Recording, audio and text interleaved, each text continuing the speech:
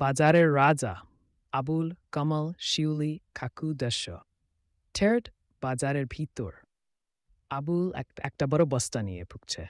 সে নিজেকে বাজারে বাঙ্গিত। এই বাজার আমার রাজছে। আমি এখানে একবার আসি আর ট্রাস্ট হারায়।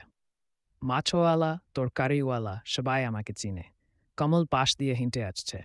সে হাসি আটকাতে পারছে না। আবুলদা, আপনার রাজা? আপনি তো গত সপ্তাহে এখানে বাজার করতে এসে বেগুনের দাম শুনে পালিয়ে গেছেন। ওই তোর কথা বলিস না ওই দিন। আমার রাজকোষ ফাঁকা ছিল। আজ তো এমন কেনাকাটা হবে এ বাজার কাঁপবে। বাজার কাঁপাবে নাকি নিজের পকেট কাঁপাবে?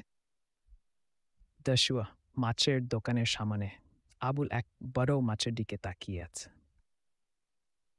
এই মাছটা তো আমার রাজকীয় ভোজের জন্য একদম পারফেক্ট। কত দাম? 700 টাকা কেজি। 700? এই মাছ কি সোনা দিয়ে মোড়ানো? না, এটা বাজারের দাম। কিনবেন? না চলে যাবেন। আবুলদা, রাজারা তো দামাদামি করে না। রাজকীয় স্টাইলে কিনে নেন।